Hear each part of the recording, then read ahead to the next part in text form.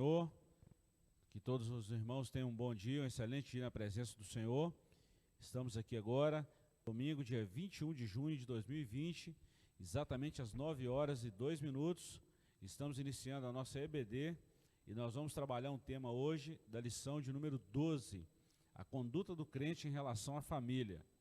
Essa lição é uma lição espetacular, uma lição muito boa, onde o comentarista da nossa lição vai trabalhar 3 frentes aí na nossa sociedade e também na nossa família, principalmente na família, o papel do homem, o papel da mulher, esposa e o papel dos filhos. Então nós vamos estudar essa lição hoje, uma lição muito importante para o nosso dia a dia, e durante a semana nós comentamos aqui que essa lição é uma das lições mais importantes do nosso trimestre. Claro que aqui nós estamos falando do papel ou do dia a dia, da conduta mesmo real, do modus vivendi, do modus operandi da igreja sobre a face da terra. Antes de nós começarmos a nossa lição, está comigo aqui mais uma vez o presbítero Sebastião Ferreira, diácono Moléu, professor Joás, essa equipe aí de professores que tem empenhado na transmissão da nossa lição. E nós temos agradecido a Deus pela vida de todos vocês, de todos os irmãos, e nós queremos agora orar, pedir ao Senhor que nos abençoe, que nos dê um direcionamento, que a nossa mente seja uma mente voltada para as coisas de Cristo e que sejamos impactados pela palavra de Deus. Quero pedir ao nosso presbítero Sebastião Ferreira, nosso superintendente da EBD, para estar orando conosco em nome de Jesus. Paz do Senhor a todos aqueles que nos veem através das mídias sociais da igreja. Nós vamos orar agora, pedindo ao Senhor que nos conduza durante essa escola dominical. Querido Jesus, pela graça, misericórdia e bondade do Senhor, mais uma vez o Senhor nos proporcionou, nos deu esse privilégio, Senhor, de estar aqui falando a Tua palavra através da escola bíblica dominical. Que o Senhor possa iluminar cada professor aqui que está conosco nesta manhã, Jesus. Que o Senhor possa falar no coração deles, Senhor, poderosamente, assim como o Senhor já falou anteriormente.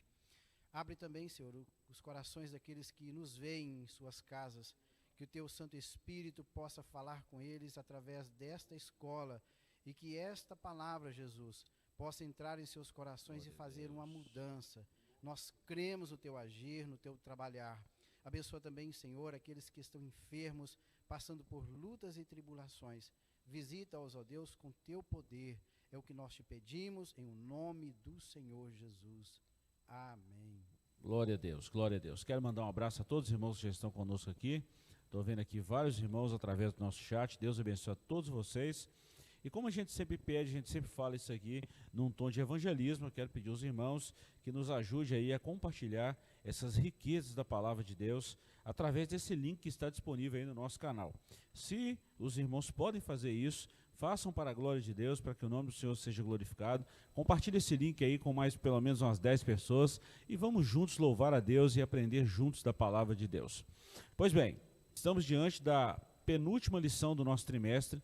Esse trimestre, dia 18 agora, fez praticamente 90 dias que os nossos tempos estão fechados. Dia 18 agora fez 90 dias dessa pandemia e nós estamos aí transmitindo os nossos cultos desde então. Teve alguns retornos breves, do culto presencial, mas depois de um novo decreto estamos ainda com os nossos tempos fechados. Estamos sentindo muito a falta dos irmãos perto aqui de nós, naquela escola presencial, vamos dizer assim, aquele calor humano aqui das nossas classes. É muito ruim esse distanciamento, mas necessário para esse momento de pandemia.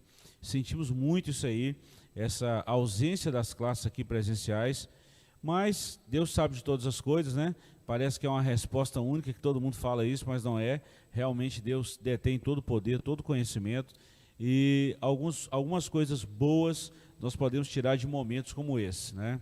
Como dizia Albert Einstein, do limão nós podemos fazer uma limonada. Então, isso cabe a cada um aproveitar esse momento, refletir sobre esse momento que estamos vivendo e trabalhar alguns pontos que realmente precisávamos melhorar. Mas, irmãos, uma coisa a gente precisa entender também, estávamos falando também durante essa semana nos bastidores, que nós não podemos agir na passividade. Nós precisamos, como igreja do Senhor, ter uma postura, nós precisamos ter um posicionamento, nós não podemos ficar na passividade que muitos estão ficando. Estava falando aqui agora com o Tião, com o Léo, com o Joás, muitos irmãos dispersos, tá? Muitas pessoas dispersas. Um momento como esse é um momento de proximidade do céu, proximidade com o Senhor, e a gente percebe, eu estou falando como pastor, muitos irmãos dispersos, longe, distanciados, tá? Então isso é muito perigoso, que cada um reflita nesse dia, cada um reflita o seu papel como cristão e que tenhamos um posicionamento diante de Deus, tá bom? Deus te abençoe. Vamos juntos agora falar da palavra de Deus. Lição de número 12, a conduta do crente em relação à família. O texto áureo está em Efésios capítulo 5, versículo 31, e está escrito assim: por isso deixará o homem, seu pai e sua mãe, e se unirá à sua mulher, e serão dois numa carne. Verdade prática.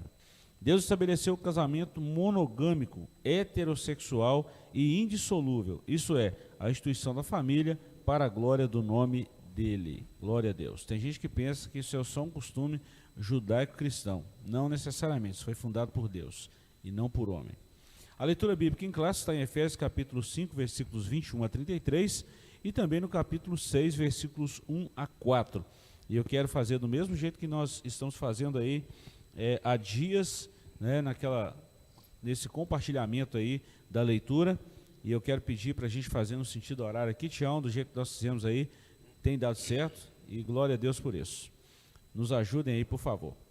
Efésios capítulo 5, quem ainda não tem a lição, né, estamos chegando ao final, tivemos sérios problemas aí na distribuição da lição, esse momento está sendo novo para todo mundo, para a igreja, e está sendo complicado. Mas vamos vencendo. Sujeitando-vos uns aos outros no temor de Deus. Vós, mulheres, sujeitai-vos a vosso marido como ao Senhor. Porque o marido é a cabeça da mulher, como também Cristo é a cabeça da igreja, sendo ele próprio o Salvador do corpo. De sorte que, assim como a igreja está sujeita a Cristo, assim também as mulheres sejam em tudo sujeitas a seu marido. Vós, maridos, amai a vossa mulher, como também Cristo amou a igreja e a si mesmo se entregou por ela. Para a santificar, purificando-a com a lavagem da água pela palavra. Para a apresentar a si mesmo igreja gloriosa, sem mácula, nem ruga, nem coisa semelhante, mas santa e irrepreensível.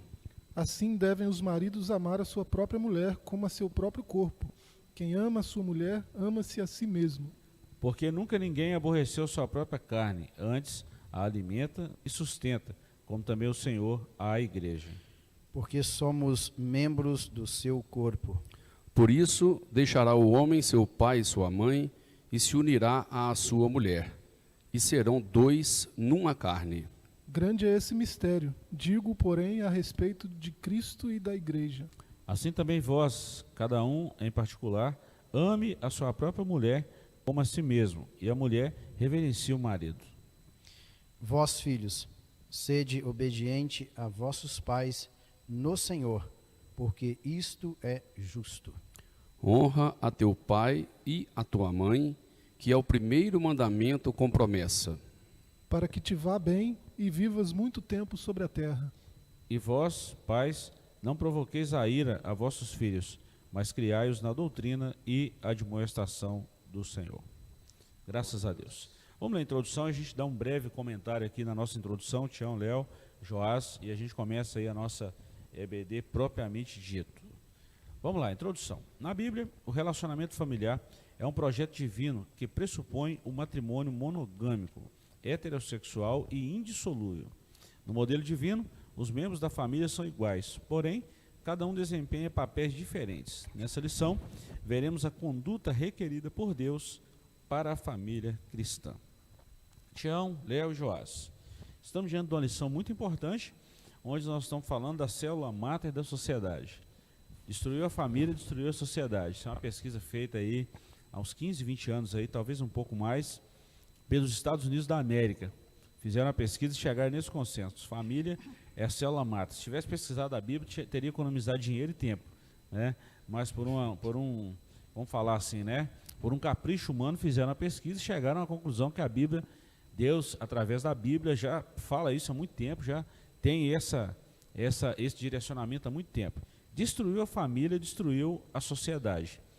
E a família foi criada num padrão, e é sobre isso que nós vamos falar. O papel do marido, o papel do homem como marido, o papel da mulher como esposa e o papel dos filhos como integrantes dessa família e servos, todos servos de Deus. Bom, a nossa lição está pautada nesse tema, nesse eixo, nessa coluna vertebral. Isso mesmo, Tião? E é bom falar sobre família, justamente porque na nossa introdução aí, pode ver que ele falou sobre monogamia, heterossexualidade e indissolubilidade.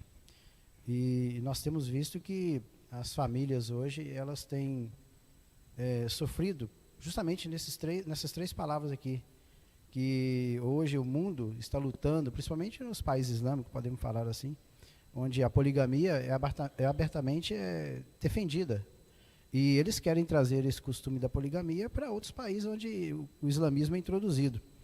E eles querem quebrar esse princípio aqui, que é da monogamia. E com relação à heterossexualidade, que esta palavra aí vem de heteros, que é diferente, e sexual, que é uma palavra que vem do latim. Então, pode ver que o casamento ele tem que ser com pessoas de sexo diferente, não duas pessoas do mesmo sexo. E pode ver que hoje a sociedade está querendo empurrar goela abaixo esse novo padrão, vamos dizer assim, para a sociedade. Isso nós sabemos que vai destruir a família. E depois nós vemos aí tantos casamentos sendo dissolvidos. E pode ver que onde então o Satanás está atacando nos últimos tempos? É justamente aí, na monogamia, na heterossexualidade e também na dissolução do casamento. Muito bom. Como a gente sempre fala da Bíblia, alguém pode ter dúvida assim, mas de onde Jesus tirou essa ideia de monogâmico, de heterossexual, né, esse casamento, nesse padrão? Porque Jesus ratificou a lei, né? Perfeito. Bom, você que está em casa, depois você pode dar uma lida lá no capítulo 18º de Levítico. Ali tem uma lista uma série de requisitos, uma lista de requisitos ali, como deve ser o casamento e o que não deve ser o ajuntamento. Então, Levítico capítulo 18 tem uma série de observações que o próprio Deus já fez, lá na lei, entregou isso a Moisés e entregou isso ao povo. Então, isso não é coisa que nasceu agora no século XX, século XXI. Isso é uma coisa que, quando Deus criou o homem, ele já criou com esse objetivo, né? Família dessa forma. Por aí, né, Léo? Sim, nós temos que lembrar, né, a nossa lição aqui traz que um subsídio que diz que a família é a principal instituição planejada por Deus, né? O relacionamento familiar é um projeto divino que tem a responsabilidade de glorificar a Deus e transmitir à sociedade o padrão moral e espiritual da família fundamentado na palavra de Deus. Para tanto, a Bíblia ressalta o papel dos pais e dos filhos no seio familiar. Tais papéis devem ser exercidos em obediência à palavra de Deus, a fim de que a família mantenha a comunhão e a convivência de forma harmoniosa. Quando nós buscamos a palavra de Deus como nossa regra de fé, e nós vemos que essa palavra, os princípios familiares, ou seja, a instituição criada por Deus, que foi a primeira instituição criada por Deus, que é a família, e quando a gente pauta essa instituição nos princípios da palavra de Deus, tudo acontece da maneira adequada, sem opressão. Nós vamos ver na frente aqui, né, essa questão de submissão das mulheres aos maridos, questão do homem ser o cabeça da casa, mas isso dentro dos princípios bíblicos, a gente vê que não há nenhum tipo de deformidade nisso, pelo contrário, foi tudo previamente estabelecido pelo Senhor. Isso é muito bom. Joyce. É importante a gente falar de família com um olhar bíblico, né? Só ressaltando tudo que já foi falado, né? Por que olhar para a Bíblia quando falar de família? Porque família é um projeto de Deus, né? O próprio Deus criou a família. O próprio Deus é família, né? Então, quando a gente olhar sobre a família, falar sobre família, é importante olhar da perspectiva do criador da família, né? O que ele planejou a respeito da família, o que ele ensina a respeito de família. A gente, fazendo um paralelo, né? Quando a gente tem problema com o nosso Windows, com o nosso sistema operacional, com o nosso computador lá, a gente abre a agenda e vai procurar um técnico, né? Você tem lá o Hugo, tem outros, né? Aí você vai e chama, ele vem e resolve o problema. Agora, se eu tenho na memória do meu celular o contato do Hugo e o contato do Bill Gates, qual dos dois que eu vou chamar? Né? Né? Alguém que sabe da coisa, né? Alguém que criou a coisa tem muito mais propriedade para ensinar sobre a coisa do que pessoas que aprenderam com ele, né? Então, a gente chama o especialista, né? O criador da família é Deus, né? O que ele diz sobre a família é o que vale. Isso é muito interessante quando você falou isso aí. Eu me lembro ainda lá na graduação, na faculdade, uma historinha do Henry Ford sobre isso. Um camarada com um carro quebrado na beirada da estrada e ele parou e viu a cena e falou assim: rapaz, mexe nessa peça assim, assim, assim. E o cara já estava horas lá, que já estava parado. Ele falou: essa peça aqui que está com problema, faz isso, isso, isso e tal. O cara fez e falou assim: rapaz, mas eu estou há tanto tempo parado aqui, você chegou aqui com 2 minutos, você resolveu o problema? Ele falou: pois é, foi eu que criei o motor. Então é fácil, né? É muito fácil fazer isso. Então, muito boa observação, Joás, essa questão de buscar, de saber a origem da família. E a gente sabe disso pela Bíblia, pela palavra de Deus, que foi Deus que fez isso aí. Família é uma obra-prima da criação de Deus. Isso é sensacional, muito bom.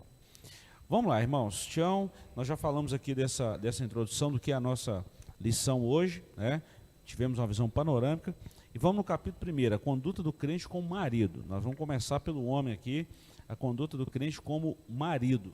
Depois nós vamos falar da conduta da mulher, né? Da crente como esposa. E por último nós vamos falar dos filhos. No capítulo 5, Paulo enaltece o matrimônio e o eleva ao mais alto patamar ao comparar o marido a Cristo e a esposa à igreja. Nesse tópico estudaremos a analogia referente ao marido. Bom, dispensa comentário aqui, né? Essa comparação de Paulo foi sensacional, né, Tião? Muito Perfeito. Boa, né? Ponto 1. O papel do marido como líder da família. Na Bíblia, a ordem de autoridade é observada do seguinte modo: Deus é a cabeça de Cristo, Cristo é a cabeça do homem e o homem é a cabeça da mulher. A relação dentro do lar é explicada na frase: o marido é a cabeça da mulher, como também Cristo é a cabeça da igreja. Ela mostra o modelo de relacionamento do casamento cristão, isto é, o marido deve liderar sua casa do mesmo modo como Cristo lidera a igreja, visando seu absoluto bem-estar. Bom, aqui Paulo está fazendo uma analogia, está fazendo uma comparação, né? Falando que da mesma forma que Cristo se entregou pela sua igreja, o papel do marido é esse papel exatamente de dar manutenção, de ser um mantenedor, de ser um provedor e de ser aquele que cuida e guarda da sua família e que ama também. Nós vamos falar no próximo tópico aí, que o amor é um elemento primordial. Mas essa primeira, vamos falar assim, a contracapa da família, né, a gente vê essa direitinho. Cristo, Paulo faz essa analogia, Cristo é o cabeça da igreja, o homem é o cabeça da família, ele é que dá a manutenção, o mantenedor, ele que provê, e ele também que deve amar e sustentar a sua casa, não numa forma de subjugar, mas de uma forma amorosa, prazerosa e de estar ao lado. É verdade. Deus, quando ele criou todas as coisas, ele criou numa determinada organização. E eu vejo isso também, pastor Gilberto, dentro da família. Dentro de um lar tem que ter o quê? Uma liderança. Toda empresa hoje, no meio secular, que não tiver uma boa liderança, ela está fadada ao fracasso. Verdade. Isso também é dentro da família. Se não tiver uma liderança, e pode ver que a empresa hoje, vamos trazer do meio secular, as empresas hoje, que a liderança, ela não procura junto aos colaboradores, inteirar deles sobre o bom andamento dessa empresa, também está fadado ao fracasso. Então, Verdade. O bom líder é aquele que vai junto aos seus colaboradores, colhe as ideias, e aí implanta essas ideias, escolhe as melhores, e para que isso vá bem. Isso também vale dentro do lar. Ou seja, o marido é o líder? Sim, Mas na hora de tomar qualquer decisão, pastor Gilberto, ele tem que ouvir a sua esposa. Verdade. Ele não pode tomar uma decisão, só porque ele é o líder, eu vou tomar a decisão e a esposa vai ficar alheia a tudo. Não, ele tem que tomar uma decisão com a anuência da sua esposa. Tomar com ela o quê? Uma opinião. Isso é essencial para que um casamento vá bem. Se não acontecer assim, esse casamento está fadado ao fracasso ao longo dos anos. O que a esposa vai chegar à conclusão? Puxa vida, esse camarada toma uma decisão, eu não fico sabendo de nada. Eu sou a última a saber aqui neste lugar. Então, as decisões, ele é o líder? Sim. Mas esta liderança, ela tem que ser feita debaixo de um consenso, debaixo de uma tomada de opinião. E quando um casal faz dessa forma, com certeza, cada dia que passa, este lar vai sendo fortalecido. E é bom lembrar, Tiago, que as mulheres têm uma visão muito mais ampliada que a nossa, para muitos assuntos, para muitos aspectos. E se o homem é inteligente, a mulher não está no lado para comandar, ela está do lado para ajudar. É verdade. E outra coisa, pode ver que a visão do homem, ela é mais direcionada a ser o provedor. E a mulher está mais ao redor, ela é mais periférica. E o homem não, é mais aquilo só o horizonte lá e ser o provedor da casa, buscar e colocar dentro de casa. E a mulher, ela tem uma visão mais ao redor, então ela é administradora, é aquela que está ajudando o marido a administrar aquilo que ele coloca dentro de casa. Eu li um livro bem recente agora, e o autor foi muito feliz quando ele falou um negócio, que é o casal que se comunica, ele cresce junto. Perfeito. Tá? O casal que comunica, o casal que tem essa visão, eles crescem juntos e se fortalecem na sociedade. Isso é muito bom. Bom, se tratando do papel do marido aí, é bom lembrar que o marido não está para pisar, Joás e Léo.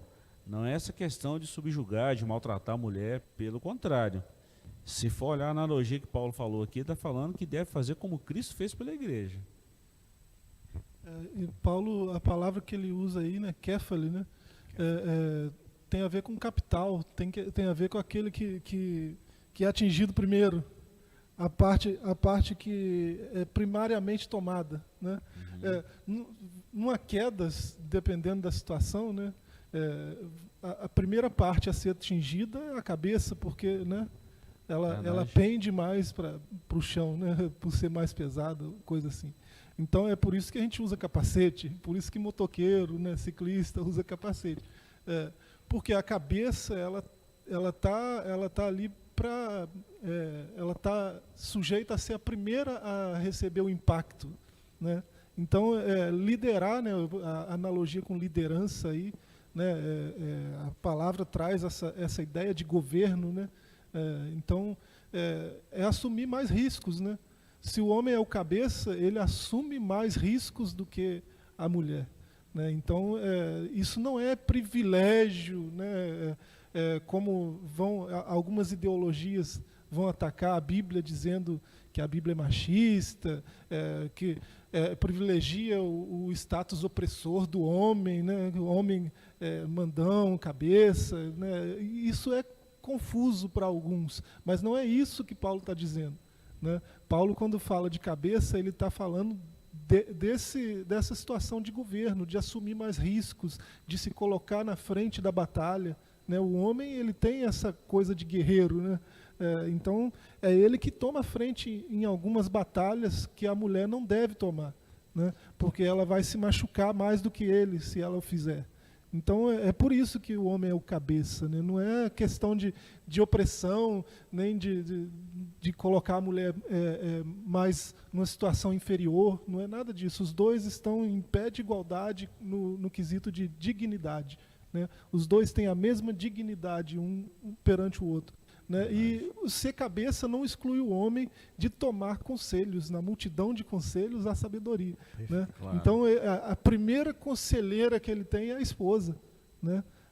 O homem que ouve a esposa, né, sendo essa esposa aquela mulher sábia lá de Provérbios, né, o homem que tem uma esposa dessa, ele não a ouve, né, não tem sabedoria nenhuma nele, né? A multidão de conselhos é onde está a sabedoria. Verdade. Muito bom. Ali a gente vê no início da criação, né, lá em Gênesis 2, capítulo 18, que Deus viu que não era bom que o homem ficasse sozinho. E criou uma adjutora, né, uma auxiliadora. né? E no contexto aqui de Efésios, principalmente no versículo 25 aqui, que a gente está, nossa leitura bíblica em classe, Paulo está dizendo, né, que vós maridos amai vossa mulher, como também Cristo amou a igreja e a si mesmo se entregou por ela. É muito bom lembrar que nós estamos fazendo toda uma análise, todo um contexto dentro do contexto bíblico, né? Dentro do contexto daquilo que é a palavra de Deus. Porque no mundo secular, nós temos aí, né, como na lição vai falar um pouco mais à frente, vários movimentos que pensam de forma diferente, né? Que pensam de uma maneira ao contrário do que a palavra de Deus orienta, ao qual as mulheres têm o seu papel, a mulher é a líder da casa, enfim, um movimento feminista, que está aqui um pouco na frente, neomarxista, e isso não é o que Deus determinou na palavra. Quando se segue a palavra de Deus, tudo se encaixa de uma forma natural.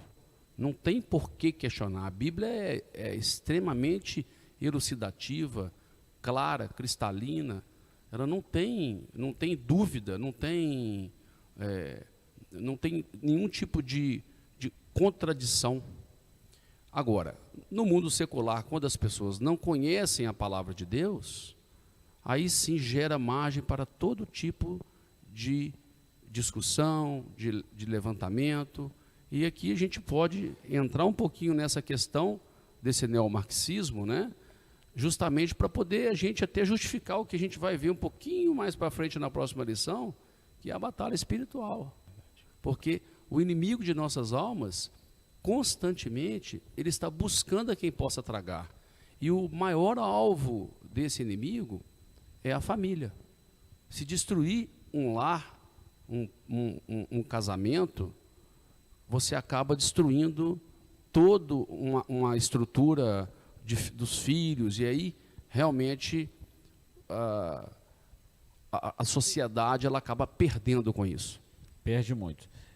Alguém me perguntou um dia, a gente estava conversando sobre a Bíblia, falando de Jesus, e ele me perguntou assim, por que vocês, tudo que vocês têm que falar, vocês têm que citar a Bíblia? Porque a Bíblia é nosso manual de regra de fé e conduta. Ponto, a igreja se baseia na Bíblia. Não tem que se discutir isso aí, né? Então, muitas pessoas levantam contra, o Joás falou com algumas ideologias, Tião, o Léo falou também. Então, assim, são oposições a tudo que se chama Deus. E a igreja tem que estar preparada para isso, né? É verdade. Tem que Inclusive, estar preparado. nesse ponto aí, pastor, nesse primeiro ponto aí do primeiro tópico, ele falou que é necessário ressaltar a questão importante que é o movimento feminista com esse viés neomarxista, né? Uhum.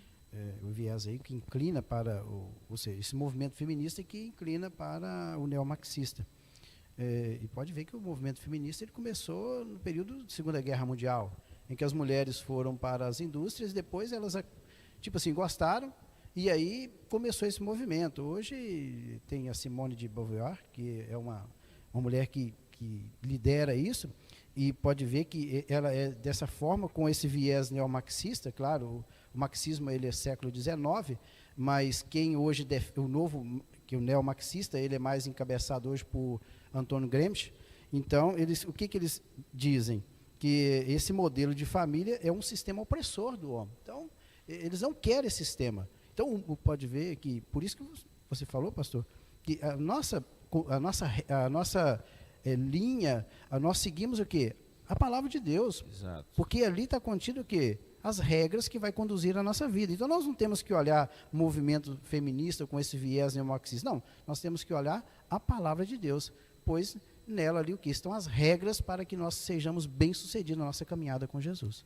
E só um detalhe também, Tião, falamos isso aqui durante a semana também, só falando para os irmãos que estão em casa, que a gente comenta uma lição dessa aqui, né, mais ou menos com 1h20, 1h30, mas isso aqui vai 8, 10 horas de estudo, isso vai a semana inteira para preparar uma lição dessa, 15 dias, né, e por aí vai. Nós estávamos falando durante a semana aqui que o princípio do movimento feminista, ele não foi ruim em alguns aspectos, ele foi bom, como por exemplo, a mulher vivia realmente de uma forma opressora, de uma forma subjugada, e a ideia principal desse movimento feminista foi resgatar alguns conceitos, alguns, vamos dizer assim, alguns adjetivos que tinha perdido em relação à mulher, e isso em algum ponto foi muito bom, como por exemplo, o direito ao voto, o direito ao trabalho, ao salário. Aí sim o movimento tomou uma forma diferente e foi contra alguns princípios da palavra de Deus. E é exatamente aí que a igreja se posiciona, né? Mas a origem, o princípio disso aí, não foi dessa forma pervertida. Falamos isso, né, Joás? Não foi dessa forma assim, corruptora, né? O movimento se perdeu quando começou a buscar a igualdade total, né? É legítimo buscar a igualdade de direitos. A mulher deve ter os mesmos direitos que os homens. Isso aí é indiscutível, né? Quando se diz os mesmos direitos, inclusive direito de mesmo salário, né? Nas mesmas condições de trabalho, aquela coisa toda, né? Igualdade de direitos é importante, mas elas querem igualdade total, né? Você olha para Judith Butler, a Adrienne Germaine, né? A Simone de Beauvoir que ele citou, você olha para essas mulheres, parece que o que elas estão querendo é ser homem, né? Assim, no sentido literal da coisa, né?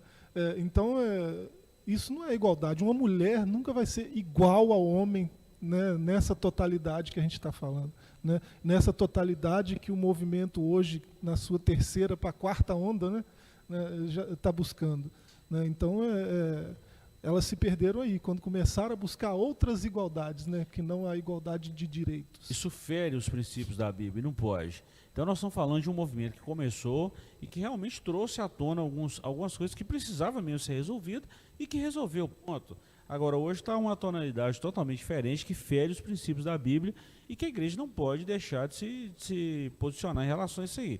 Fala muito desse movimento aí feminista com viés neomarxista. Nós sabemos muito bem que doutrina é essa, né, Tião? Isso é perigoso. Com certeza.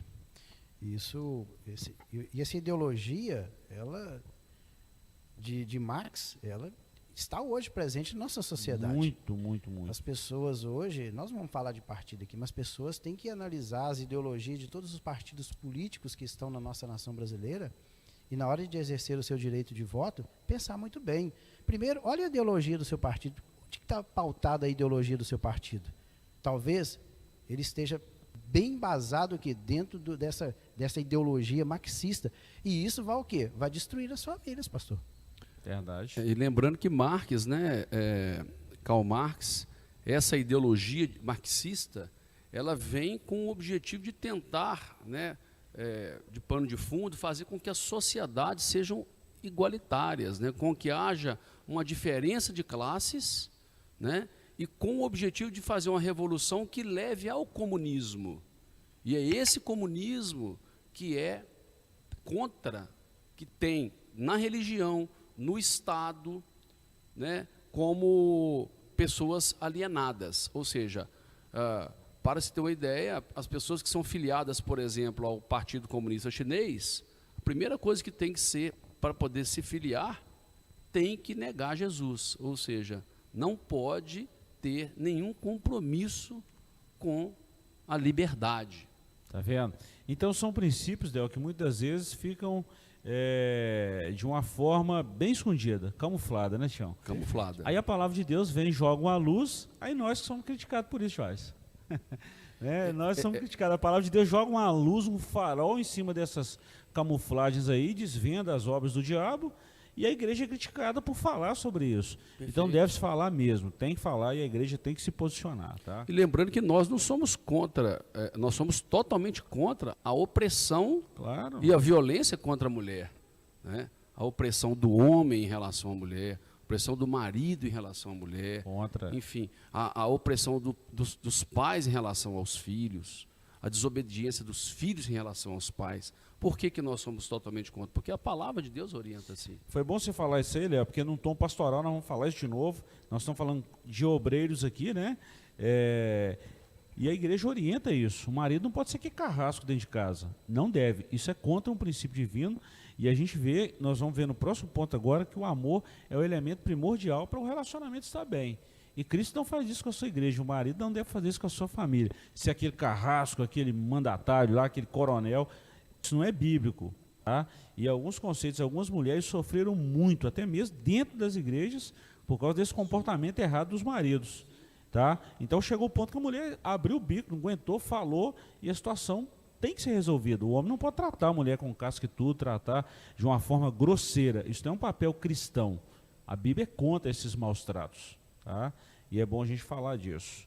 Parece que é uma lição simples, né, Tião? Mas é uma lição pesada de se falar, e quase não se fala isso hoje, né? Com certeza. Principalmente esse segundo tópico aí, que o senhor vai ler ele agora, Verdade. vai falar muito isso e traz uma responsabilidade muito grande, não somente para nós, mas com todos os pastores, todas as pessoas que conhecem a palavra de Deus. Verdade. Vamos lá, que a hora está passando, Joyce. O marido, além de liderar, deve também amar a sua esposa, assim como Cristo amou a igreja. Isso implica a prática de sacrifício, como diz as Escrituras. Cristo amou a igreja e a si mesmo se entregou por ela. O amor de Cristo para com a igreja foi altruísta e incondicional. Assim, a igreja foi atraída para Cristo por meio do amor e não por ameaças ou imposição autoritária. Desse modo, os maridos devem também manter a união e a harmonia conjugal pelo meio do exercício do amor. Bom, eu vou começar a abrir essa discussão aqui nesse ponto 2 aqui falando uma coisa. Isso não é frase minha, quem falou isso aqui foi o pastor Cláudio Duarte, tá? Ele falou o seguinte, no casamento você tem duas opções, ou você tem razão ou você é feliz. E outra coisa, o pastor, vai apertar mais ainda um pouquinho aí, é que se você ler lá no versículo 25, da nossa leitura Bíblia em Classe, o 5:25, vós maridos, quem estiver aí em casa, pode pegar lá e ler. Vós maridos, amai vossa mulher. O interessante, pastor, é que esse verbo aqui, na língua grega, aperta todos os homens. Por quê? O termo, a palavra grega é agapate, mas o verbo é o agapau. E aí está no tempo presente, está na voz ativa, está no... E outra coisa, está no modo imperativo. Não é um pedido, pastor. A ordem, né? É uma ordem. É uma ordem. Olha, é presente, voz ativa, imperativo. Ou seja, Paulo não está dando uma sugestão. Ele está dando uma ordem. Maridos, amem as suas esposas. E pode ver que, como também Cristo amou a igreja e a si mesmo se entregou por ela. Se todos os maridos enxergassem isso aqui com um olhar divino, com certeza nós não teríamos tantos problemas nos lares no que diz respeito aí a discussões, brigas conjugais, não teríamos isso, porque teria mais amor dentro do lar. Verdade. E esse amor precisa prevalecer, né, Léo e Joás? Principalmente começou em Cristo, né, em Deus. Deus amou muito de tal maneira, enviou o seu Filho, Cristo, morreu pela igreja, morreu por nós, né? E agora o marido, como essa analogia aí, dentro do lar cristão, ele precisa exercer esse amor, essa misericórdia, né? Essa palavrinha aí, agapate, né, que vem de agapau, do verbo, né, se você pegar o substantivo ágape, né, tem a ver com preferência, né, vai falar de preferência, de estima, né, de consideração. Né, então, o dever do marido é ter na mais alta estima a sua esposa. Né, quem tem essa estima, né, quem tem essa preferência, né, não machuca, não magoa, não trata mal. Né? Então, o que a gente vê ao longo da história, né, é isso acontecendo, essas coisas, né, tratar mal e a tal da opressão, né, que tanto se fala, né, a palavra preferida das ideologias, né, mas isso de fato ocorreu aqui e ali, né, ao longo da história. Né, e assim, o sujeito oprimia a esposa, e se a esposa pensasse em revidar ou em denunciar ou coisa do tipo, o sujeito tinha o descaramento de trazer a Bíblia como referência, né? Eu sou o cabeça, eu sou o sacerdote. Tinha essa hipocrisia, né? Talvez tenha até hoje, né? Infelizmente, mas essas coisas, essas atitudes devem ser denunciadas, tanto pelos de dentro da casa quanto pelos de fora que percebem, né? Isso não é conduta de homem, né? Homem, marido tem que ser homem, né? Homem, macho, né? E homem que é homem não maltrata mulher nenhuma, né? Muito menos a sua, né? Verdade. Essa questão do amor que o João falou, que o Joás falou aqui também, a gente vê pela palavra de Deus, o próprio Jesus, isso está no imperativo, isso é um mandamento. Isso aí é uma ordem mesmo, e Jesus, isso é um mandamento, a gente vê isso nas Escrituras. A verdade é essa. E isso, a igreja deve praticar isso, tem que praticar. Tudo se resume no amor, né?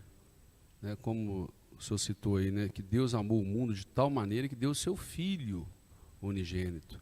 E aqui a gente está falando, dentro da carta de Efésios, né? Nós tivemos várias lições, e esse capítulo 5 e uma parte do capítulo 6, já é uma orientação de Paulo para esses relacionamentos interpessoais, comparando o relacionamento de marido e mulher ao relacionamento de Jesus e a igreja. E aí que é esse contexto que nós temos que frisar. Por quê?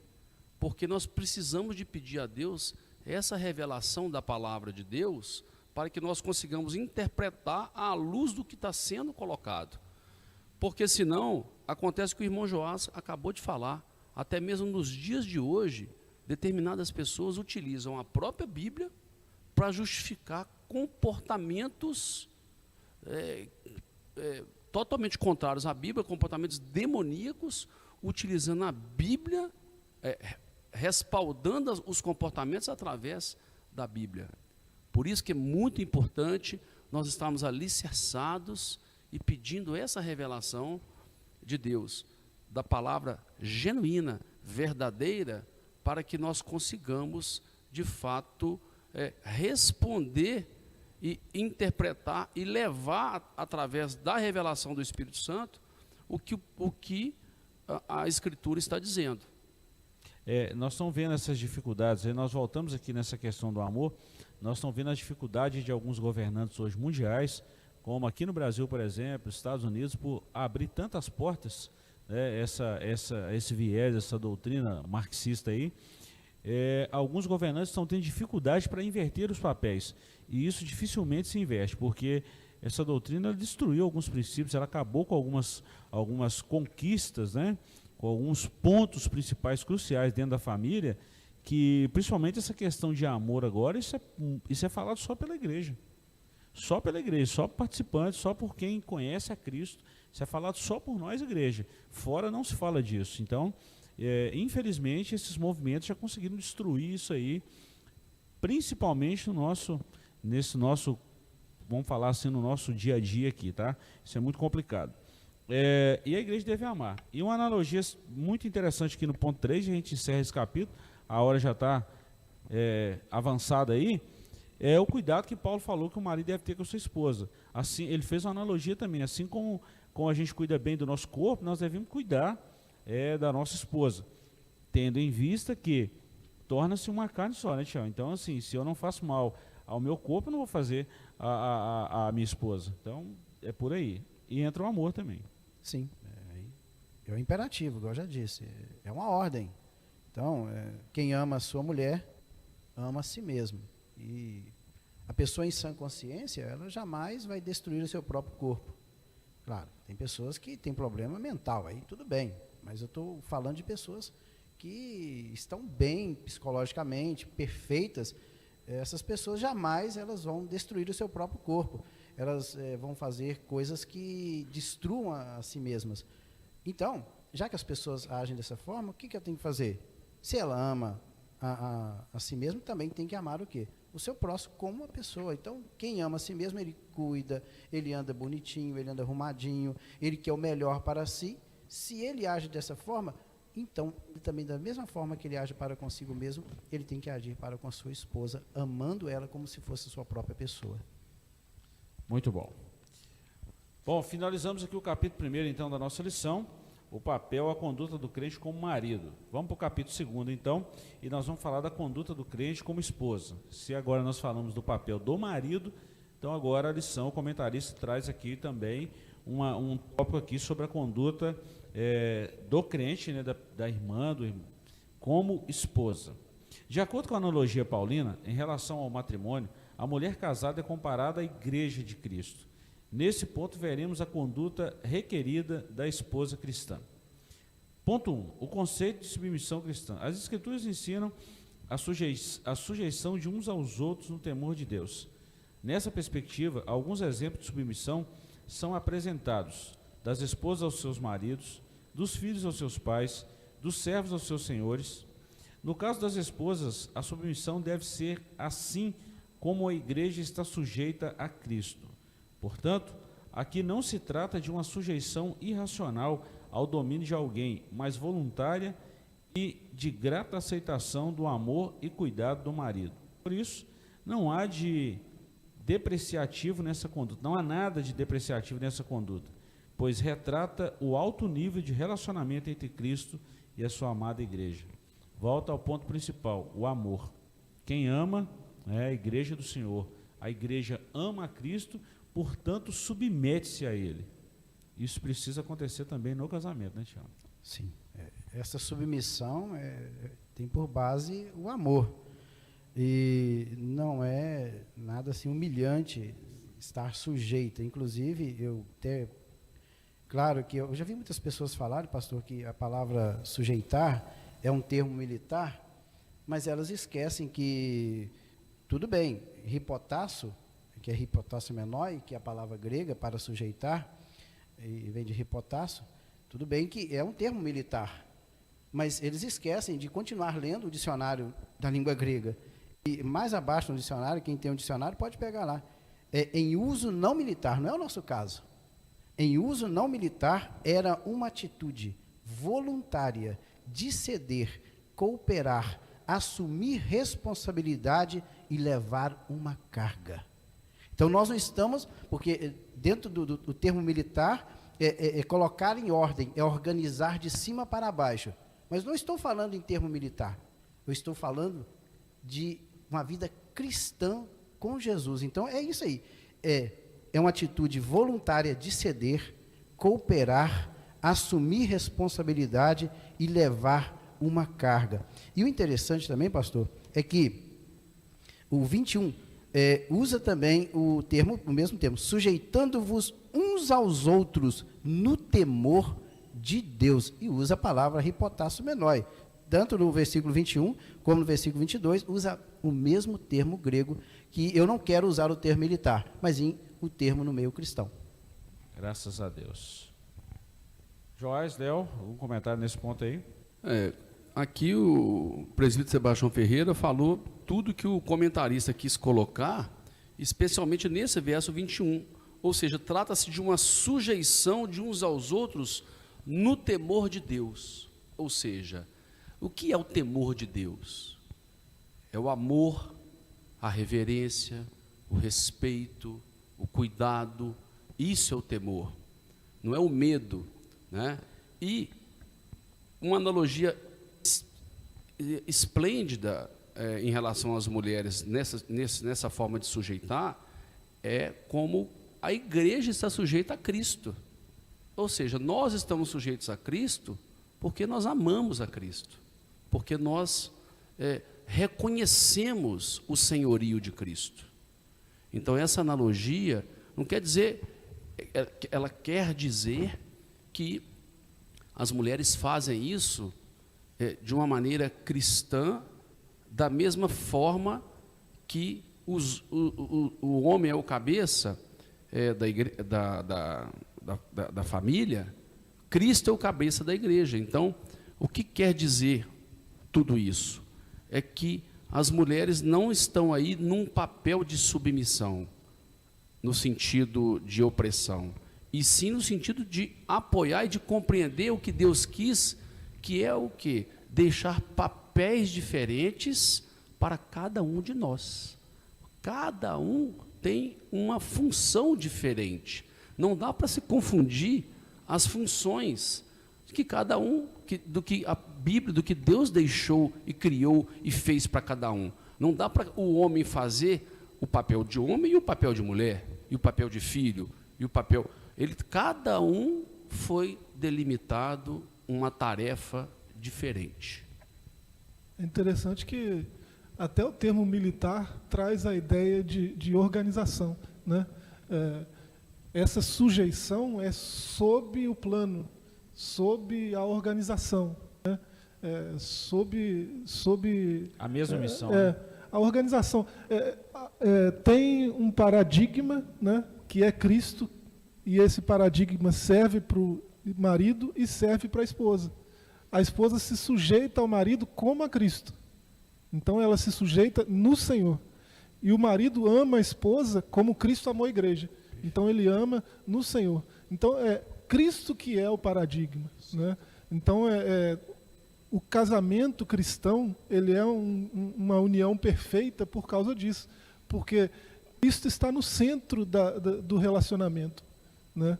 Então não tem como dar errado, né? Se o marido ama a esposa, né, e se a esposa ama o marido e se sujeita como a Cristo, né, e sujeitar aqui não é demérito, é estar sobre o mesmo plano, sobre a mesma organização. E aí é a organização de Cristo, o plano de Cristo. E Cristo vai passar esse plano para a cabeça, que é o marido, né? Essa é a ideia que Paulo transmite aqui. Então, não tem como dar errado. Vai dar certo, né? Começa a dar errado quando sai desse plano. Quando perde Cristo como centro, como paradigma, né? Como ideal. Aí começa a dar errado. Saiu de Cristo, o negócio dá ruim mesmo, aí não pode. Ponto 2, a condição da mulher cristã. Se no ponto 1 nós falamos dessa submissão cristã, no ponto 2 o comentarista traz esse comentário aí sobre a condição da mulher cristã. Na cultura judaica, a mulher ocupava posição secundária e era parte da propriedade de um homem. Na sociedade grega, as mulheres eram tratadas como inferiores e as esposas eram escravizadas. No Evangelho de Cristo, as mulheres alcançam posição de dignidade igual aos homens. Ao conversar com a mulher samaritana, Cristo quebrou paradigmas da época e se opôs ao preconceito e à discriminação. Portanto, a mulher cristã desfruta de plena liberdade em Cristo e não está sujeita a nenhum sistema de escravidão. Bom, isso é o que nós falamos desde o início aqui, de algumas ideias, de alguns princípios, que hoje esses movimentos tentam superar, né, tenta colocar uma superação muito acima do princípio que Deus estabeleceu. E isso está errado. Mas em termos dessas igualdades, desses princípios aqui, a gente vê o papel da mulher hoje na Bíblia, vê o tanto que Jesus valorizou o papel das mulheres, os apóstolos, tanto que as mulheres foram incutidas nesse ministério de Cristo, dos seguidores, dos discípulos depois, né, de Paulo e de tantos outros. A gente vê a importância do papel das mulheres. E isso é bíblico e isso é louvável. Cristo veio quebrando alguns paradigmas em relação a isso aí, né, Tião? É verdade. Claro que ao longo da história, devido à queda do homem, a mulher, infelizmente, ela teve essa queda aí na sua posição. Se tornou como propriedade, escravizadas. Mas o que eu acho interessante em tudo isso é que quando o Senhor Jesus ele veio, ele resgatou a dignidade da mulher, como o pastor Gilberto já começou a dizer. Veja bem que algumas mulheres, elas sustentavam o ministério de Jesus com as suas fazendas, com as suas posses. Interessante também que me chama a atenção é que lá na cruz, quando Jesus estava ali crucificado, exceto João, né, pastor? Exceto João. Mas todos os demais apóstolos de Cristo, todos sumiram. Ficou ali João, o único homem, ficou ali no pé da cruz. E quem estava lá? As mulheres. As mulheres estavam ali ao pé da cruz. Quando aqueles dois homens pegaram o corpo de Jesus e levaram para a sepultura, o que elas fizeram? Foram atrás. Eu quero saber onde vai colocar o corpo do mestre. Então veja bem que, Léo, que elas não arredaram o pé em momento algum. E estavam preocupadas preocupadas em ir lá no túmulo para ungir o corpo de Jesus. E quando Jesus ressuscita, para quem que ele aparece primeiramente?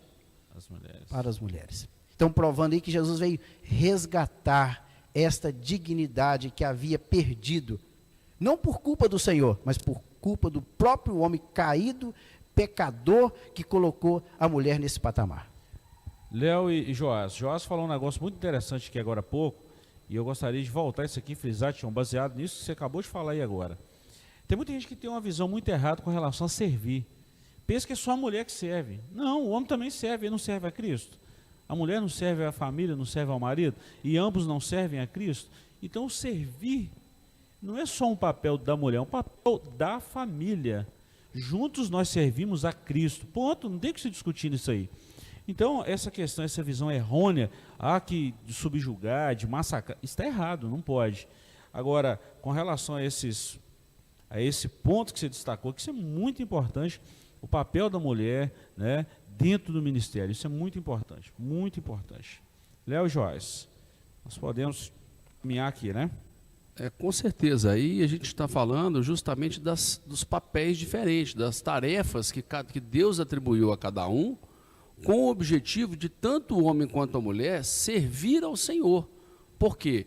O que importa é nós sermos obedientes à palavra, sendo e colocando Jesus no centro de tudo. E servindo ao Senhor, nós estamos servindo a nossa esposa, e o homem servindo a esposa, ele está servindo ao Senhor. E a mulher servindo ao marido, ela está servindo ao Senhor, com atribuições determinadas de acordo com a função que Deus colocou e determinou para cada um. São papéis diferentes. Daniel mandou um negócio aqui muito interessante, Daniel Toledo, através do nosso chat aqui. Obrigado, irmãos, todos os irmãos que têm cooperado com a gente aí, têm enviado seus comentários. Isso chega aí no nosso suporte e os irmãos compartilham mesmo, tá? Ele citou um texto aqui no Antigo Testamento de uma mulher que deu uma ideia, né? Isso era uma função do marido, mas ela deu uma ideia, a sunamita. Né? Vamos fazer um quarto aqui, esse homem é um homem de Deus e tal. Ela fez isso aqui, deu uma ideia, arquitetou o projeto todinho sem perder a submissão. Perfeito. Né? Isso é muito bom, isso é muito bom. Obrigado, Daniel, todos os irmãos que têm contribuído aí através do nosso chat. Joyce, algum comentário nesse ponto 2? Só interessante não perder de vista o que une isso tudo, né? Que é o amor. Exatamente. Né? A ideia de Cristo no centro do relacionamento é por causa disso. O amor é algo essencial em qualquer relação. Né? E Cristo, algo que ele inspira, que ele exala o tempo todo, é amor. Né? É impossível alguém se achegar a Cristo e imediatamente não ter essa potência, né, de amar elevada exponencialmente. Né? Então, Jesus é amor, né? Deus é amor, está escrito isso. Né? Então, não perder isso de vista. Jesus no centro de qualquer relação, não é só do casamento, não. Né? Mas se ele estiver no centro do casamento, né, a família vai dar muito certo. Né? Não vai perder essa coisa que é o vínculo da perfeição que o apóstolo falava lá em Colossenses 3, né, no verso 14. E esse vínculo da perfeição, né, vai manter eles linkados, né, vinculados para sempre. E esse amor ele não pode ser só de palavras, né? Está escrito para não amar só de palavras, né? Se você ler lá a primeira carta de João, né, 3,18, né, é preciso manifestar esse amor na prática. Né? Então, um casal que tem esse paradigma, né, Cristo no centro do relacionamento, é um casal perfeito. Né? E vive bem, né? Graças a Deus. Ponto 3. A reverência devida ao marido. O amor do marido para com a esposa deve ser altruísta. Esse amor serve ao propósito divino de capacitar a esposa a ser recíproca ao marido. O homem que assim se porta coopera para com a esposa, para que a esposa o reverencie. Essa reverência consiste em estima e respeito para com o marido. Denota o sentimento que conduz a esposa a agir de modo a agradar o seu marido. Essa postura é demonstrada quando ela apoia e o ajuda em sua tarefa de liderar. Significa que a esposa participa das decisões em família, porém não procede como opositora, nem desautoriza a autoridade do seu marido. Irmã Magda, encerrando aqui, passando, Tião, para esse comentário, irmã Magda falou também através do nosso chat aqui, assim como a igreja está sujeita a Cristo, e ela citou aqui Efésios 5:4, a sujeição da igreja envolve lealdade, fidelidade, devoção, sinceridade, pureza e amor. A esposa também precisa estar, fiel ao marido, o marido à esposa. Aí nós falamos da reciprocidade e ambos a Cristo. E isso é muito bom, né? E outra coisa aqui, falando sobre reverência é respeito, né? Devido respeito ao marido. E eu entendo o seguinte, como o Joás já falou, se tem o amor dentro da família, eu creio que se realmente esta família está ali solidificada com o amor, unida pelo amor, a mulher não vai encontrar problema nenhum em respeitar o marido, porque ela sabe que realmente ela tem um homem dentro de casa que a ama, e se ela sabendo disso, que ela realmente tem um homem ali que a ama, ela não vai encontrar nenhum problema em respeitar esse homem, porque ela conhece ele perfeitamente. Olha, Tião, que bacana, e o Léo fala aí, a Denise mandou um negócio também, uma mensagem aqui através do nosso chat. A mulher que já aprendeu a estar sujeita a Cristo não vê problemas em sujeitar o seu marido. A nossa função, ela está falando com mulher, na terra é servir, homem ou mulher, somos servos uns dos outros. É aqui que nós falamos agora há pouco, né? Independente se é o marido ou se é a esposa, o que tem que lembrar é que ambos servem. E não há uma distinção em servir aí, não. E aqui é muito importante, pastor e irmãos que estão nos assistindo, que no final desse ponto 3, está falando aqui, significa que a esposa participa das decisões em família, porém não procede como opositora, nem desautoriza a autoridade do seu marido. Mas é muito importante a gente frisar aqui, quando o marido está dentro dos princípios da palavra de Deus. Claro. Não é verdade?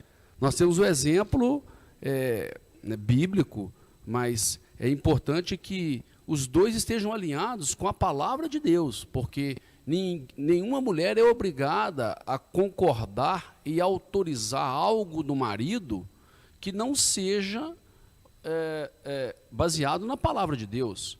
Nós temos o exemplo de Ananias e Safira, que mentiram para Deus e os dois juntos, os dois morreram. Quer dizer, não precisava dos dois terem morrido, porque eles testaram o Espírito Santo e foram ali, falaram a mentira, né? E dentro dessa mentira, os dois juntos, os dois foram fulminados. Quer dizer, não é porque a mulher ela tem que seguir o marido que ela tem que seguir aquilo que está contra a palavra de Deus. Senão, acaba tendo um juízo para o marido e para ela também. Então tá bom, Léo, você mexeu num ponto muito importante aí, e Joás, Tião, nós vamos trabalhar isso aqui rapidinho, nosso tempo já está chegando ao final, e nós temos o ponto 3 aqui. Paulo ensina a mulher que é crente, como é que ela vai lidar com o marido que não é crente, e vice-versa também, o marido que é crente, como ele vai tratar a mulher que não é crente. Vamos falar um pouquinho disso aqui, porque a lição coube a gente falar isso aqui. Nós temos um contexto hoje, né, Tião? Muitas irmãs hoje que são membros da nossa igreja, membros do corpo de Cristo, e que os maridos não são crentes. Como lidar com isso? E também nós temos muitos maridos aqui na igreja que as mulheres também não são crentes. Como lidar com isso? A Bíblia ensina.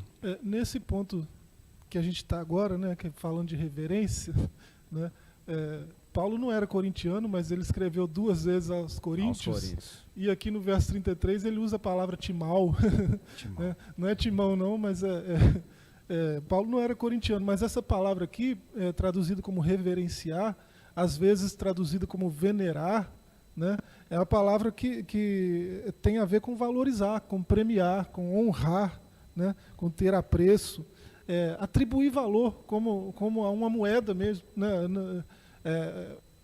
A moeda tem preço, mas as coisas têm valor, né? Então, atribuir valor, né, quem lida com o mercado sabe melhor do que a gente isso aí, né?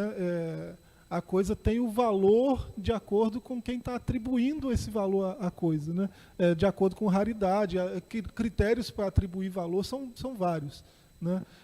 Mas a mulher que reverencia o marido, ela honra o marido, ela atribui valor ao marido. E Paulo, em outras cartas, ele vai dar esses conselhos. A esposa que tem um marido que não é cristão, né? Ela vai tratar ele com honra, né, como se ele o fosse. E aquele leito sem mácula ela, sendo santa, vai santificar esse marido que não está no Senhor, né? A atitude dela tem potencial transformador na vida dele, porque ela tem Cristo, embora ele não, né? Então, a mulher cristã, ela é aconselhada a amar do mesmo jeito, a reverenciar do mesmo jeito, o esposo sendo cristão ou não. Interessante, Joás, que você falou do timal, que é a palavra grega, no hebraico é kaved, e o kaved dá a ideia de ser importante. Veja bem que parecido. Pesado. Né? Isso, pesado, ser importante dentro da língua hebraica. Olha bem o que diz a Bíblia. Você falou a escrita de Paulo aos Coríntios. Eu falei isso aqui, Léo, porque exatamente eu acho que é um momento oportuno para a gente falar disso, né, Tião? Aproveitando esse ensino da palavra de Deus aí, como se portar isso aí, família. Nós estamos vivendo aí, as famílias estão sendo bombardeadas por esses comportamentos aí, por essas ideologias, e os irmãos precisam ter ciência disso. A igreja é porta-voz de Deus, né? E precisa falar disso, precisa se posicionar. Uma vez mais eu estou falando muito dessa questão de posicionamento aí, porque a igreja precisa falar. Primeira carta de Paulo aos Coríntios, capítulo 7, versículos 10 a seguir. Olha o que está escrito. Todavia aos casados mando, não eu, mas o Senhor, que a mulher não se aparte do seu marido. Se porém se apartar, que fique sem casar, ou que se reconcilie com o marido, e que o marido não deixe a mulher. Mas aos outros, digo eu, não, Senhor, se algum irmão tem mulher descrente, e ela consente em habitar com ele, não a deixe. E se alguma mulher tem marido descrente, e ela consente em habitar com ela, não a deixe. Porque o marido descrente é santificado pela mulher, e a mulher descrente é santificada pelo marido. Aí entra o amor também. De outra sorte, os vossos filhos seriam imundos, mas agora são santos. Mas, se o descrente se apartar, aparte-se, porque neste caso o irmão ou a irmã não está sujeito à servidão, mas Deus chamou-nos para a paz.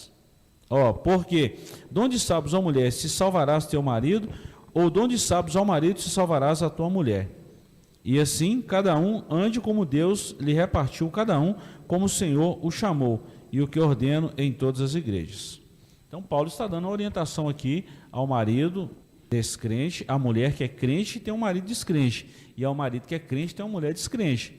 Está falando que um é santificado pelo outro em relação ao andar, ao modus vivendi dele na presença do Senhor e da igreja.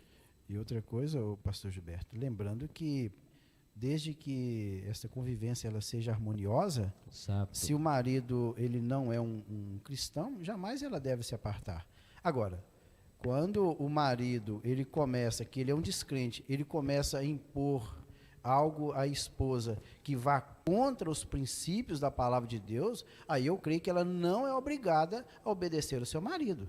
Eu entendo dessa forma. Ela tem que ser submissa ao marido, desde que essa submissão esteja de acordo com os princípios da palavra de Deus. Agora, quando esse relacionamento começa a ferir os princípios da palavra de Deus, aí a coisa fica difícil. Ela precisa se posicionar também, ou ele precisa se posicionar. Perfeito. Muito bom. Bom, fechamos aqui também o ponto 2, a conduta da mulher como esposa. E só finalizando esse ponto aqui para a gente encerrar a nossa lição, são 10 horas e 10 minutos aqui, nós temos apenas mais alguns minutos aqui. O tanto que a mulher submissa ajuda. Estava lendo esses dias agora um documentário da Michelle Obama, e ela falou um negócio muito interessante, né, essa questão de submissão, mas também quando ela se destaca por uma postura. Isso é muito interessante. João, Léo e Joás e todos que estão em casa. Nesse documentário ela contou um fato que estava num restaurante e o Obama viu um antigo namorado dela e falou com ela assim: aí, Michelle, se você tivesse casado com ele, hoje você seria a esposa de um garçom. Ela falou assim: não, se eu tivesse casado com ele, ele seria o presidente dos Estados Unidos. Então, assim, isso é questão de postura. Eu estou dizendo isso, irmãos, porque atrás do nosso ministério aqui, Tião, e é bom a gente reverenciar isso, lembrar disso, né? Tem uma esposa que é parte desse ministério e está junto, né, Joás? E não tem esse negócio de, o homem é isso, não. Estão juntos, ao lado. E é bom a gente lembrar disso, tá? Bom, nós falamos aqui primeiro do marido, agora da esposa, e agora nós vamos falar da conduta do crente como filho. E isso é muito propício para esses dias agora também, né? Onde os filhos precisam ser ensinados e admoestados no caminho do Senhor, nos conselhos da palavra de Deus. A responsabilidade dos pais. Os pais devem criar os seus filhos na doutrina e na admoestação do Senhor. A palavra doutrina ou disciplina, do grego paideia, significa orientação ou treinamento para o desenvolvimento do caráter e pronta obediência às normas. Já a palavra admoestação, do grego noutesia, quer dizer instrução ou advertência, que faculta a distinção entre o mal e o bem. Além dessas exortações, cabe aos pais estabelecer os parâmetros de conduta e reagir contra a desobediência dos seus filhos. Os critérios dessa educação estão na palavra de Deus, está lá em Provérbios 22:6. Por outro lado, os pais não devem abusar da autoridade recebida, pois eles devem educar com brandura e amor, sem rigor excessivo ou imposições injustas, a fim de não incitar a ira de seus filhos. É uma responsabilidade dos pais educar, Tião. Isso aí é fato. Desde o princípio, desde a criação da família, a formação da família, os filhos, é uma orientação de Deus, é uma ordenança de Deus aos pais que eduquem seus filhos no temor do Senhor. Isso é uma obrigação nossa mesmo, que somos pais, devemos ensinar os nossos filhos no temor do Senhor, na palavra do Senhor. E o interessante é que ele colocou a palavra aí, paideia, né, porque na língua grega tem um acento agudo no i, paideia, segundo o dicionário da língua grega, todo treino e educação infantil que diz respeito ao cultivo de mente, moralidade e emprega para este propósito, ora ordens e admoestação, ora repreensão e punição. Também inclui o treino e cuidado do corpo. Esse é o significado desta palavra aí grega, que é paideia, que nós falamos. Então esse papel dos pais, isso é importantíssimo hoje numa sociedade tão corrompida.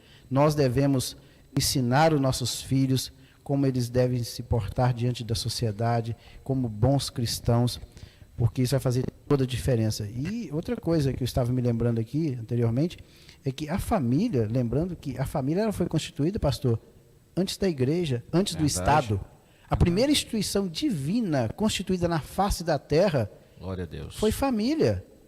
E da família veio o quê? Veio os filhos. Aí, os filhos, então, se tem uma responsabilidade muito grande sobre os nossos ombros, é o quê? É cuidar bem dos nossos filhos de acordo com os princípios da palavra de Deus.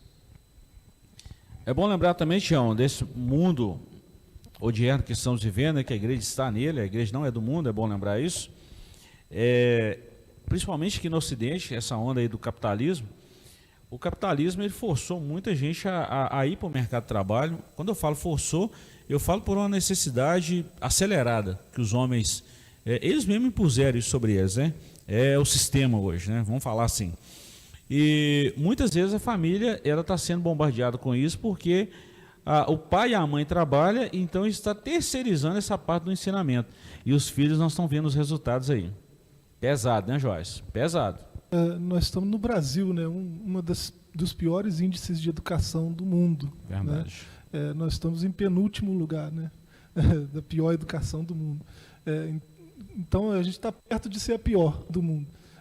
E assim, talvez isso se deva à intromissão do Estado, por exemplo, na educação, né? Você vê o artigo 205 da Constituição, né, vai dizer que é dever do Estado e da família. A educação, a família tem um papel secundário, né?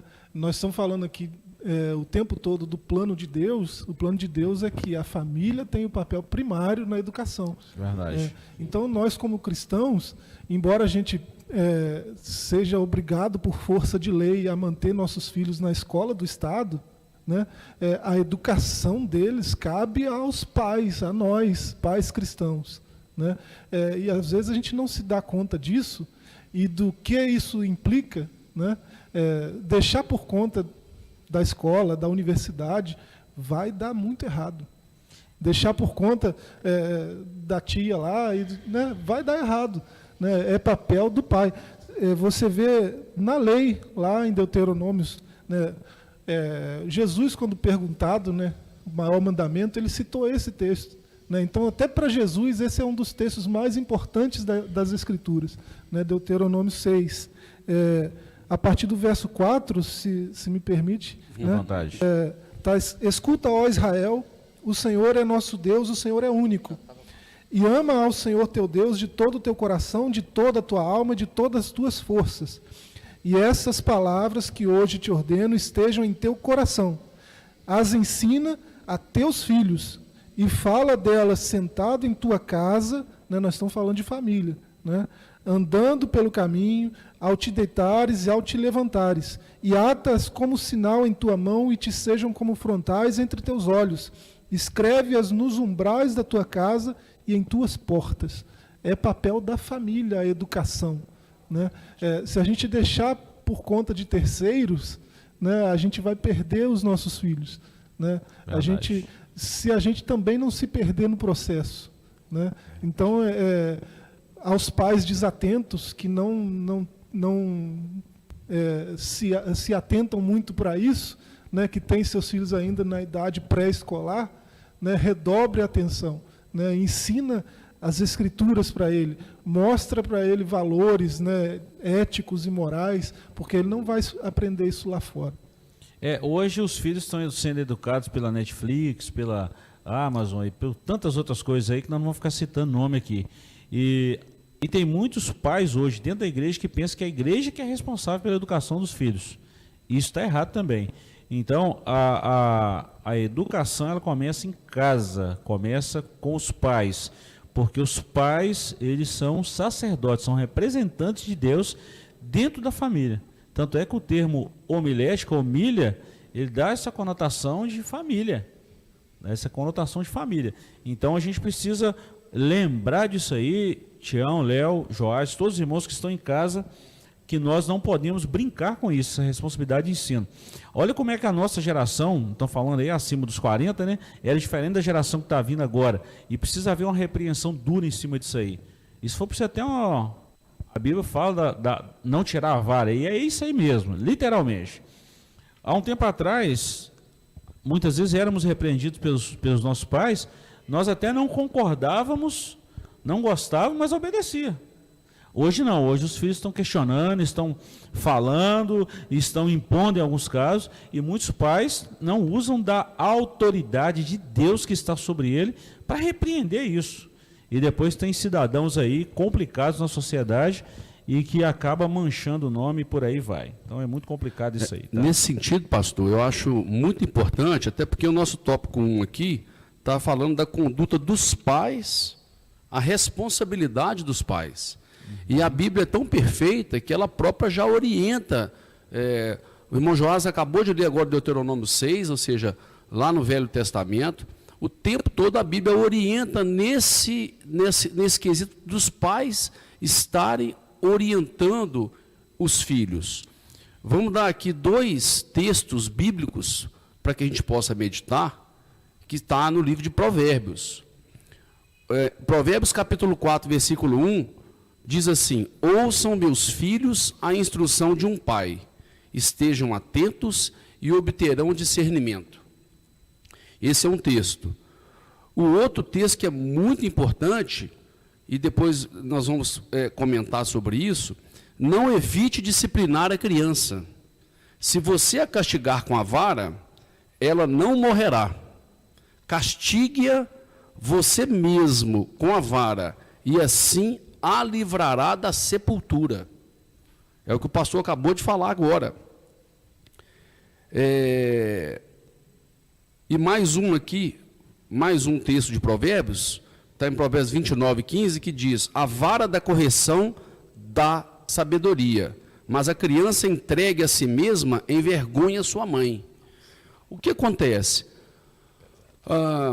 A sociedade ao qual nós vivemos, ela é reflexo das pessoas, do comportamento das pessoas.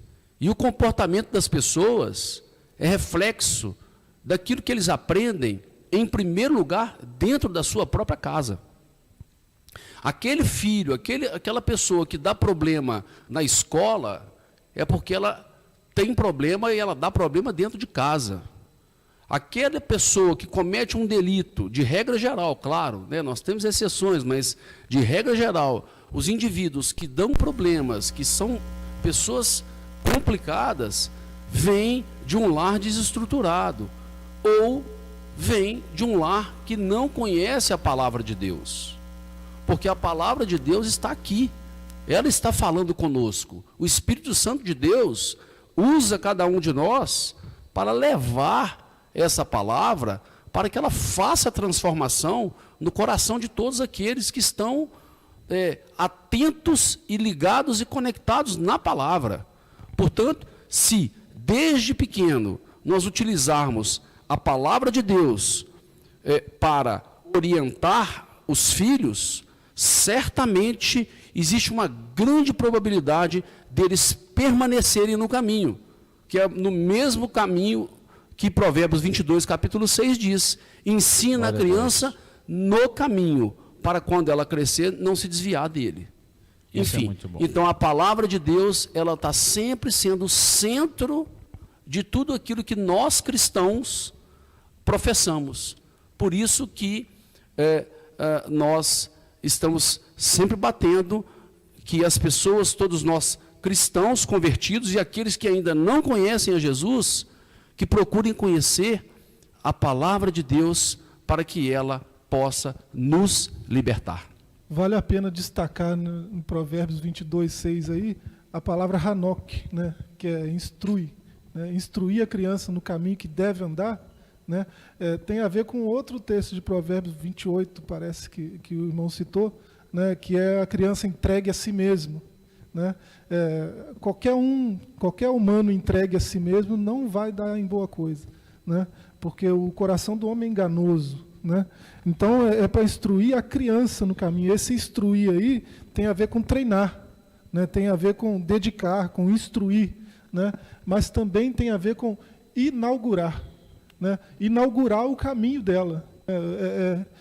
Tem a ver com educar também, porque educar é trazer para fora, né? Ex, né? Que é tirar, né? Do ser, né? Que é conduzir para fora, né? Conduzir para fora dela mesma, né? Uma criança que vai ser livre dela mesma, né? Porque se ela for entregue a si mesma, ela é um projeto falido, né? Então cabe aos pais tirar essa criança para fora de si mesma, né, e conduzir ela no caminho, né, para que ela caminhe bem pela vida, né, porque com a instrução ela vai caminhar bem pela vida. E nós já falamos isso aqui na lição anterior aí, uma das primeiras lições lá, né, num comentário, não sei se foi no painel teológico, foi uma dessas transmissões aí, que um judeu ele era tutorado até os 30 anos, ou seja, ele era sabatinado aos 12, mas ele tinha uma tutoria mesmo até os 30, ou seja, ele era preparado para a vida.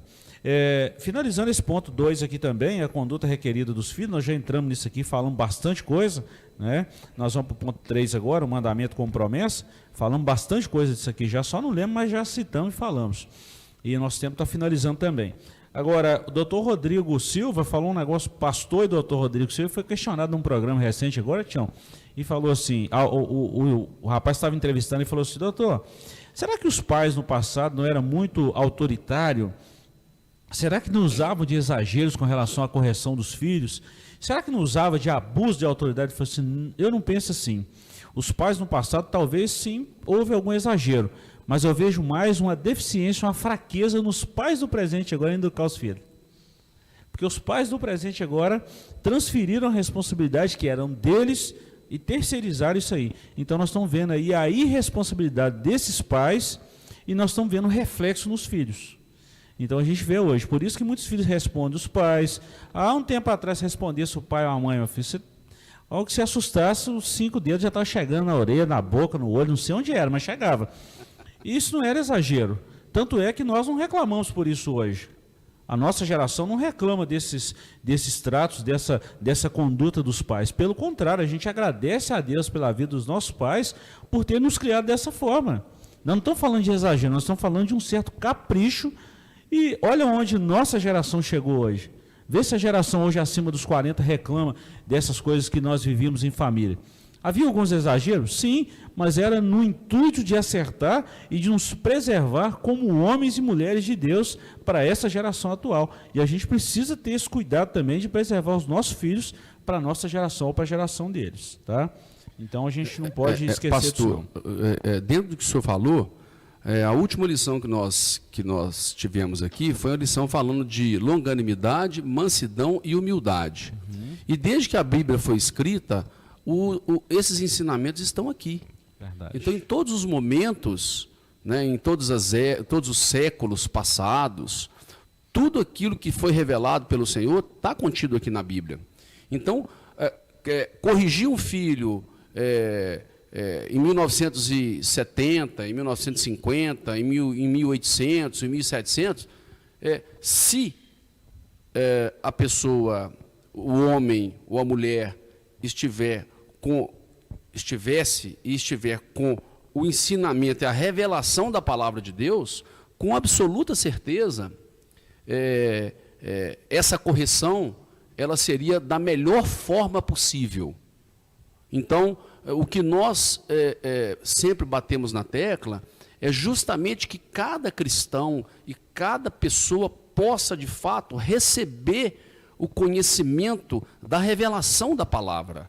Porque essa revelação da palavra vai orientar em cada conduta de cada um de nós como fazermos para ter uma vida aqui na terra cheia e coroada de paz, e na esperança e na expectativa da vida eterna e junto com Cristo. E eu quero até fazer uma ressalva aqui, Léo, que toda correção precisa ser feita com amor, tá? Com amor. Voltamos na base do amor.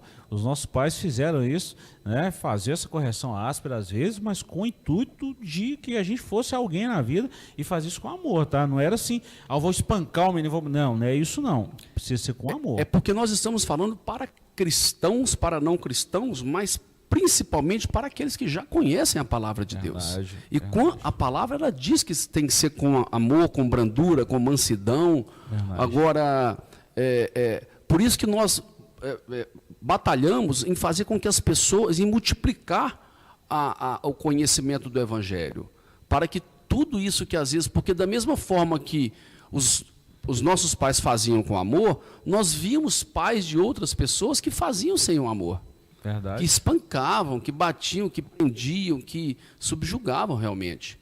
E aí, nós aqui, como professores, como instrutores da palavra, precisamos de deixar sempre claro para todos aqueles que estão nos assistindo que nós precisamos de aprofundar nesse conhecimento da palavra para que essa palavra faça, que é, na verdade, o conhecimento de Jesus, faça a verdadeira transformação no seio familiar e em todas as pessoas.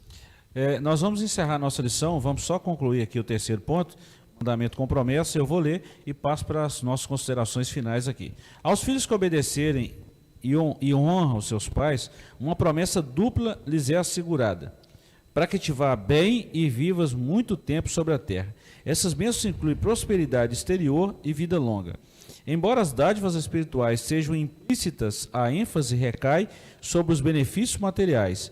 Significa que, ao obedecerem e honrarem aos seus pais, os filhos submetem-se ao arbítrio de Deus que, segundo o beneplácito da sua vontade, os recompensa com benesses especiais. Eu encerro a minha fala aqui passando para vocês o seguinte, com relação a essa correção, a essa tutoria dos pais, isso era um negócio tão interessante que faziam com muito amor, eram ásperos algumas vezes, mas no intuito de acertar, e a gente sabe disso. Mas uma coisa que me chamava muita atenção e chama até hoje, Se a galera mais jovem hoje parasse para ouvir os idosos, iriam encurtar. Quando eu falo idosos aqui, eu estou falando os anciãos, tá? As pessoas que já tiveram experiência. Estou falando de crente também, não estou falando de gente que não é crente, não. Porque tem muito camarada aí da idade avançada que é profano. Não é essas pessoas que a gente tem que escutar, não. Mas os irmãos que já vivenciaram, já passaram um caminho que nós ainda não passamos, eu fico pensando o seguinte, Tião, se pegar o conhecimento, a experiência desse pessoal que já está com as cãs branquinhas e a força da juventude agora, rapaz, seria um sucesso para a igreja. Então, isso recai o quê? De ouvir. Eu gostava de parar com a minha avó, sentava num banquinho lá perto do fogãozinho de lenha e ficava ouvindo ela falar. Então, isso também faz parte da educação cristã. Ouvir, saber a quem ouve, né? Ouvir dessas pessoas que têm experiências. Isso faz parte da instrução. Isso é feito com muito amor. Então, para os filhos que obedecem aos pais, há bênçãos de Deus também. Vida longa, prosperidade, né? E a gente vê isso aqui. É o primeiro mandamento com promessa. Vamos lá?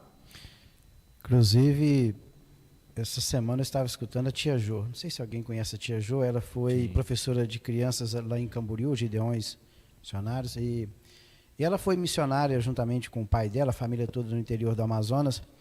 E ela disse o seguinte, que quando ela errava, ela era criança, o pai dela a chamava e diz ela que as palavras do pai dela a ensinando doía tanto que ela falou assim, papai, o senhor não quer me bater? Não, eu prefiro apanhar do que o senhor me corrigir com palavras. Por quê? Porque diz ela que as palavras do pai dela tocavam tão fundo na alma dela que isso fez toda a diferença na vida dela até os dias de hoje. E trouxe isso para a vida inteira, né? Perfeito. Graças então a temos Deus. que saber o quê? Ouvir. Verdade, muita verdade. E só finalizando o que eu falei isso aqui, Léo, alguns irmãos aqui estão falando do perigo da internet hoje, desses joguinhos, né, que estão discipulando os filhos, esses canais no YouTube aí, esses youtubers que estão discipulando e disciplinando os filhos. Muito cuidado com isso, tá? Muito cuidado, muito cuidado. Tem séries hoje aí que a missão deles é perverter o ensinamento que a igreja traz de sério, que é a palavra de Deus. Léo Joás, vamos concluir? Eu falava da relação que a palavra instruir, né, no seu idioma original, tem a ver com inaugurar, né? Essa relação é interessante porque, segundo Salomão, os pais são os maiores inauguradores que existem, né? Então, nesse sentido do que o pastor acabou de dizer, tem muitas crianças, né, crianças mesmo, né, 8, 10, 11 anos, que estão inaugurando na vida sexual por causa do que estão vendo dentro de casa, né? Na internet, na Netflix, no YouTube, né? Estão inaugurando, né, no homossexualismo, né, no lesbianismo, estão inaugurando ideologias diversas que nasceram nas cavernas mais escuras do inferno, né? Estão sendo inauguradas por essas coisas, em vez de serem inauguradas no caminho do Senhor, né? Então, aos pais cristãos, né, fica o alerta, né? Seja o maior inaugurador, né, da sua casa, na vida do seu filho, né? Que o seu filho seja inaugurado no caminho da luz, no caminho do bem, no caminho do amor ao próximo, Glória no caminho a Deus. do servir, né? Porque quem não serve, não serve, né? Então, seja o maior inaugurador. E outra coisa, irmãos, aos irmãos que estão em casa, discipular, treinar, desenvolver, estar no caminho, dá trabalho. Mas não é para isso que fomos chamados? Nós não somos pais? Não é para isso que nós somos chamados, para criar os nossos filhos? Assim como nós chegamos até aqui, nós também temos uma tutela, tivemos e temos uma tutela até hoje. Ou vocês pensam que nós não temos alguém que nos orienta? Claro que temos. Somos submissos. Então, para isso nós fomos chamados. E os pais aqui, nós precisamos atentar para isso. Que tipo de coisa os nossos filhos andam vendo? Que tipo de programas os nossos filhos andam vendo?